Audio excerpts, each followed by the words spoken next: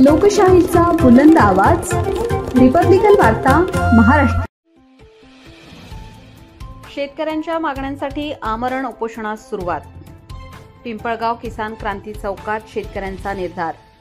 बातमी खुलताबाद येथून। सततच्या अतिवृष्टीमुळे शेतकऱ्यांच्या शेतीमालाचे मोठ्या प्रमाणात नुकसान झाले असून मका, सोयाबीन, वेचणीला आलेला कापूस या पिकांचा पूर्णतः नाश झाला आहे।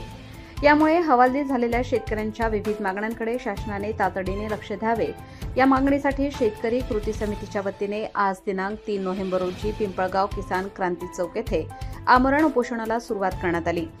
शेतकरी नेते महेश गुजर यांनी उपोषणाची सुरुवात करताना सांगितले की सततच्या पावसामुळे शेतकऱ्यांचे प्रचंड नुकसान झाले आहे। सरकारने नुकतीच मदत जाहीर केली असली तरी ती अद्याप शेतकऱ्यांच्या हाती पोहोचलेली नाही। त्यामुळे ही मदत तात्काळ देण्यात यावी, तसेच शेतकऱ्यांच्या विहीर, गायगोठा व इतर योजनांमधील प्रलंबित फायली मंजूर कराव्यात। या उपोषणावेळी मंडळ अधिकारी अंजली घुगे, कृषी सहाय्यक मधु भाकडे, तलाठी सुरेंद्र ठेंगडे, बीट जमादार VR जाधव, अर्जुन तायडे, पोलीस पाटील बाबासाहेब जाधव आदी मान्यवर उपस्थित होते।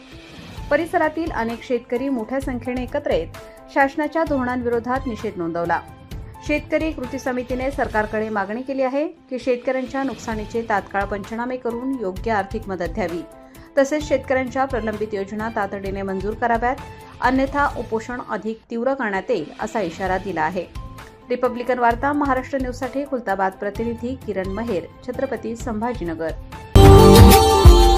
Subscribe now and press the bell icon. Never miss an update.